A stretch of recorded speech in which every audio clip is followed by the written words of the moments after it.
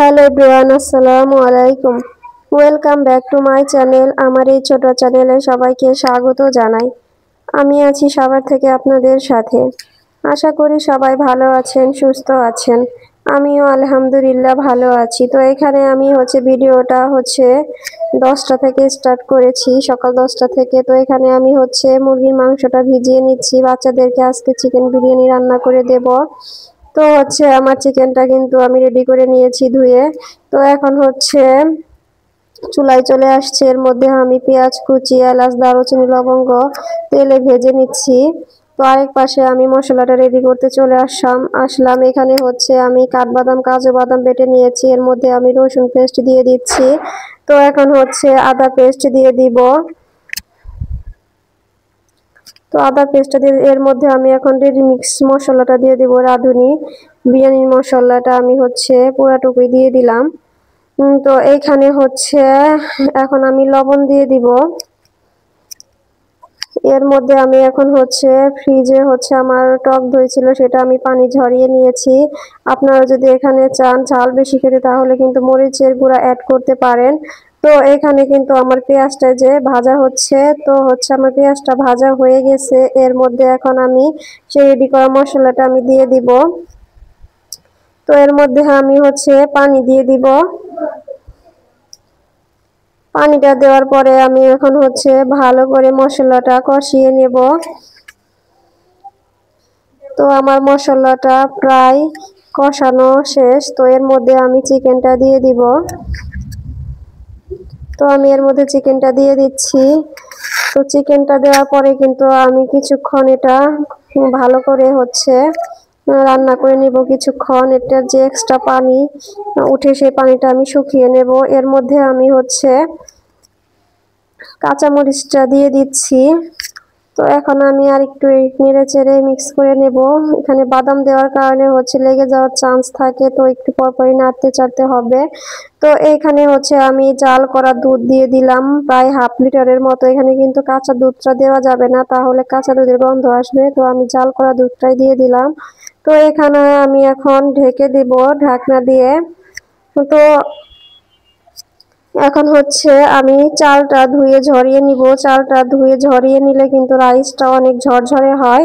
তো আমার ভিডিওটা যদি আপনারা দেখে থাকেন, তাহলে অবশ্যই ছোট করে একটা লাইক দিয়ে যাবেন, এবং ভিডিওটা ভালো লাগলে সাবস্ক্রাইব করে পাশে থেকে যেতে পারেন। তো আমার বাসার প্রায় 2-3 পাশেই কনস্ট্রাকশনের কাজ চলছে। শব্দ হইলে দুঃখিত আমি। তো চালটা আমি যে ঝরিয়ে ভালো করে ধুয়ে এখন ঝরিয়ে নিব। তো এখন আমি যে মাংসটা নেড়ে দিচ্ছি। তো এখন আমি ঢাকনাটা ঢেকে দিব। কিছুক্ষণ পরে আমি আবার চলে আসছি এখানে। ঢাকনাটা খুলে এখন আমি এর মধ্যে ঘিটা দিয়ে দিব। এই ঘিটা কিন্তু আমি হাতে বানিয়েছি বাসায়। তো এটা রেসিপি দেখতে চাইলে আমার কিন্তু এটা আমার চ্যানেলে ভিডিও দেওয়া আছে, আপনারা দেখে নিতে পারেন। তো আমি ঘিটা দিয়ে দিলাম। তো ঘিটা দেওয়ার পরে এখন আমি আবারও মাংসটা মিক্স করে নেব নেড়ে চেড়ে। তো ঘিটা দেওয়ার কারণে কিন্তু বিরিয়ানিটা অনেক টেস্টি হয়, ফ্লেভারটা ভালো আসে বিরিয়ানির। তো এখন ঢাকনা ঢেকে দিলাম। আমি আবার কিছুক্ষণ পরে চলে আসলাম। তো এখন আমি এখানে 1 চা চামচের মতো চিনি দিয়ে দিচ্ছি। টক দইটা যেহেতু দিয়েছি, টক দই দিলে কিন্তু অবশ্যই চিনিটা ব্যবহার করতে হবে। তো এখন আমি ঢাকনা দিয়ে ঢেকে দিলাম। তো এখন এই যে আমার মাংসটা প্রায় কষানো হয়ে গেছে। তো এখন আমি চুলাটা অফ করে দেব। তো এটা এক সাইডে রেখে আমি হাঁড়ি বসিয়ে নিলাম চুলায়। এর মধ্যে এখন আমি অল্প পরিমাণ সয়াবিন তেল দিয়ে দিলাম। তো এর মধ্যে পেঁয়াজ কুচি দিয়ে দিচ্ছি। পেঁয়াজটা ভালো করে ভেজে নেওয়ার পরে চালটা দিয়ে দিয়েছি। তো চালটা কিন্তু আমি ভালো করে ভেজে নিচ্ছি। চালটা ভালো করে ভেজে নিলে রাইসটা সুন্দর ঝরঝরে হবে। তো রাইসটা আমার ভাজা শেষ। তো এর মধ্যে এখন ফুটন্ত গরম পানি দিয়ে দিলাম।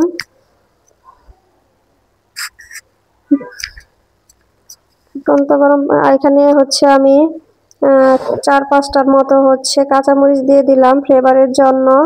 লবণও দিয়ে দিয়েছি। তো এখন হচ্ছে ঢাকনা, আমি কিছুক্ষণ পরে চলে আসলাম এই পর্যায়ে। এখন আমি হচ্ছে মাংসটা দিয়ে দিব। মাংসটা দিয়ে এখন আমি ভালো করে হচ্ছে রাইসের সাথে মিক্স করে নেব মাংসটা। তো আমি মিক্স করে নিচ্ছি। তো আমি আবার ঢাকনা দিয়ে এখানে ঢেকে দেব। তো আমি কিছুক্ষণ পরে আবার চলে আসছি। তো আমি আমার হচ্ছে বিরিয়ানিটা দেখাচ্ছি কিরকম ঝরঝরে হয়েছে। দেখেন বিরিয়ানিটা কিন্তু অনেক ঝরঝরে হয়েছে, রাইসও ফুটে গেছে। তো হচ্ছে আমার বিরিয়ানিটা রান্না শেষ।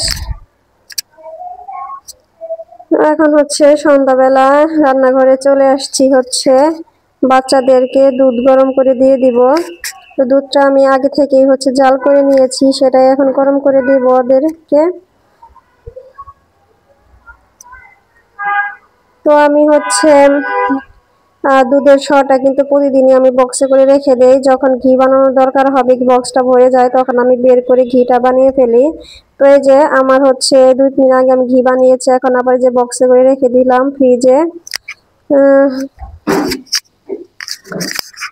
তো এখন হচ্ছে বাচ্চাদের তো দুধ খেয়ে ফেলছে, এখন হচ্ছে আমি হচ্ছে একটু কফি বানাবো 1 কাপ। তো কফির জন্য হচ্ছে আমি এখানে হচ্ছে, তো এই যে এইটা হচ্ছে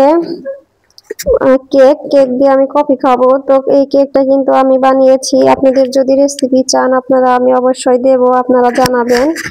তো আমার কফিটা হচ্ছে বানানো হয়ে গেছে। যে এই কফি কিন্তু আমি হচ্ছে নর্মাল ফ্রিজে রেখে দেই। তো আমার কিন্তু এর আগে অনেক কফি নষ্ট হয়েছে, নর্মাল ফ্রিজে রেখে দিলে বছর জুড়ে খাওয়া যায়। আজকের ভিডিও এই পর্যন্ত। আপনারা ভালো থাকবেন, সুস্থ থাকবেন, আমাদের জন্য দোয়া করবেন। আল্লাহ হাফেজ।